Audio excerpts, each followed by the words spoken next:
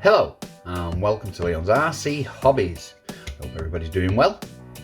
Today we're going to do a simple tip and fix for sloppy or loose dog bone drive shafts.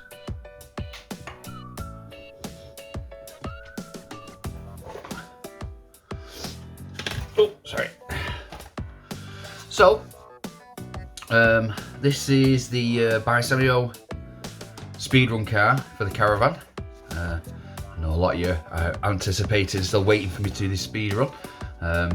It should be this Sunday. We finally get to get out and try it. Had a few little trials and errors. The car's now running sweet again. So we'll have to see what we could do. Also changed the camera as well. It was in so much that only the corners were touching the road, so it was slipping all the time. Put the camber nice and straight, so now we've got full tyre tread on the road, so give it as much traction as I can. But let's get on with this drive shaft. So as you can see, we've got some dog bone drive shafts. For those who don't know what a dog bone drive shaft is, most of you do, but for any of those newbies out there, I'll explain and show you in a second. You can see this drive shaft. Let's get in a little bit closer there. There we go. You see this drive shaft? See how much play is in that? There's a lot of play in there. Now don't get me wrong, there should be a little tiny bit, because when your suspension moves and lifts up and down, the dog bone does move back and forth slightly. Yeah. But that's, for me, that is far too much in there. So I'm going to show you how to remedy this. Very simple and easy trick. I've done it with most of my cars with dog bones and I've never had a problem. You can also do this trick with your prop shafts, but you have to make sure you cut the rubber really straight, because if it's slightly too thick on one side or the other, you'll get vibration. But yeah, let's get on with it and I'll show you. So first of all, let's take the dog bone out. With this, it's a simple job. Just take out this screw, pop it off, wheel drops down. So this is why they call a dog bone. As you see, it's a similar shape to a dog bone. So hence the name dog bone. Right, so what we're going to do, all you need is some rubber tubing, nitro rubber tubing, or fish tank rubber tubing. As long as it's very rubbery. You can get stuff that feels slightly plasticky, which is quite hard. You don't want that. You want the fuel type, which is really rubbery. Get it off eBay, get it from DIY stores as well. Pair of scissors. And what you want to do, you can buy, I'll show you these, you can buy rubber O-rings, which a lot of dog RCs come with them, but some don't. This is a very cheap one, so it never came with them. As you can see there, you can get these, but these are too small. These are for my oil-filled shocks, stop them leaking. But if they don't come with them and you've got some of this will sort it out straight away.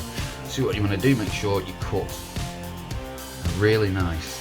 You want it pretty thin. See that? Oh, camera just fell over. Give me one second. Wow. Just get that locked down so we don't fall over again. So, yep, tiny little piece like this.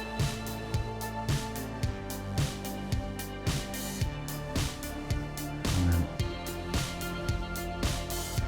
cut very gently through it. And that's just dropped off. Let's find it.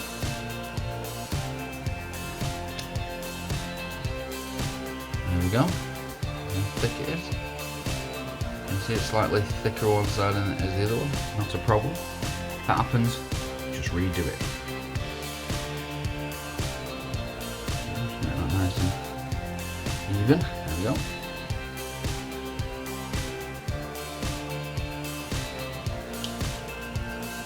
There we go. That one's much better. So what you've done, when you cut yourself a couple of these,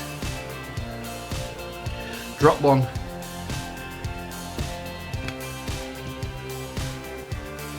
Drop one inside the cup. Just make sure it fits, push it nice and flat. As you can see, that is zoom in a bit. That's nice and flat in there. And then, like that. Lift this camera back up again.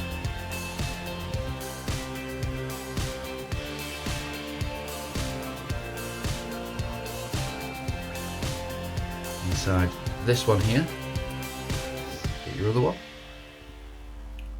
drop it in, use your screwdriver to make sure it's nice and flush against the back. And then what we do is put the dog bone in this side.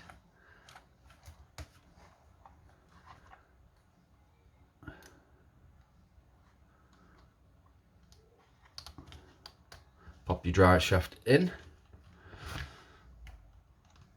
Let's put the arm back on this side. Just find, oh, there's the screw.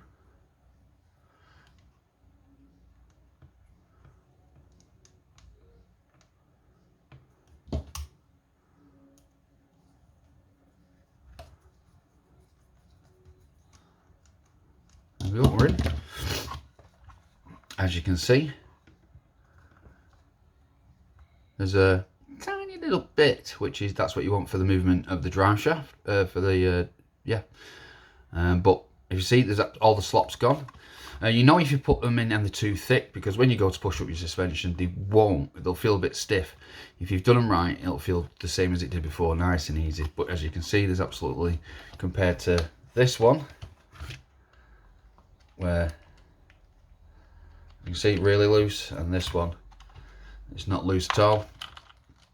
There's no stiffness when turning the wheel. If you've also made it too thick, your wheel will feel a little bit stiff because it's trying to push out. But as you see, it runs really freely. So that side's done.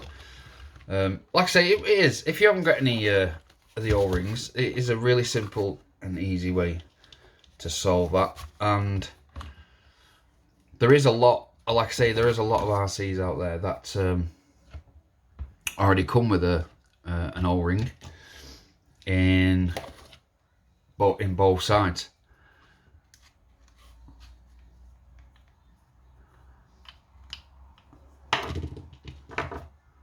But I did the same with I had my TT02.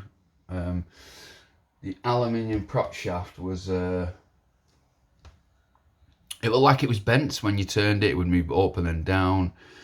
And when I actually rolled it on a table, took the prop shaft out, rolled it, it was completely straight, so it wasn't bent. And what I realised is the cups that it was in, there was too much slack in it, so I put some the rubber rings in either side, put the prop shaft back in, and left a tiny little bit of play, just a little bit, but when it rolled, put back on and spun it up, it stayed perfectly straight. The vibration had gone, so it does work that way as well. So let's get this one off, and it's just the same, rinse and repeat. So cut the two off that you want, drop one inside, there we go, make sure it's there. Yep.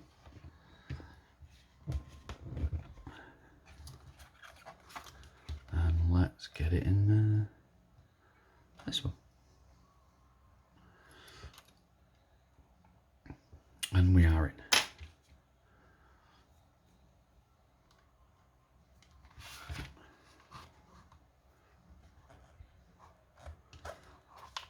Just drop this down. It's a little bit fiddly. I've got thick fingers.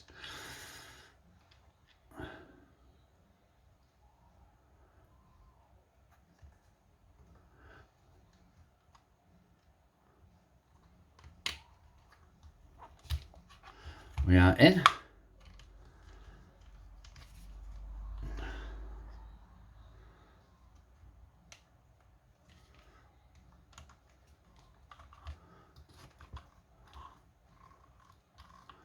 Check that it's fine. Yep. And put our screw in.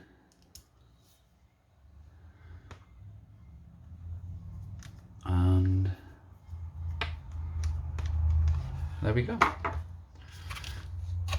Now let me just drop this camera down, bring it to about here, and you can thingy. So yeah, nice and smooth. The play's gone. Just check, it doesn't feel forced or anything like that. That's what you want. But yeah, that will take some of the slack up. I mean, like I say, I'm using this for the speed run, so I really need to make it as smooth as I possibly can.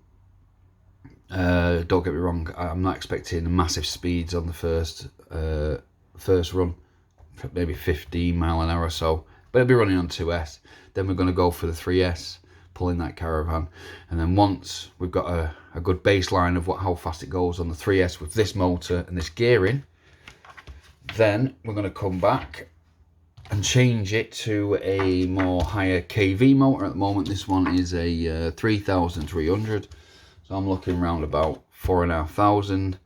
We'll try that with another 3S, and hopefully different gearing. It's this pinion I'm having a problem with. I need to find the right size pinion. I need one much bigger, but the pitch, I've got to get it, obviously it's got to be just right. So I've been looking all over the place, but I will find one. I mean, I'm not looking at making masses. It'd be great, but I don't think this thing would last that long.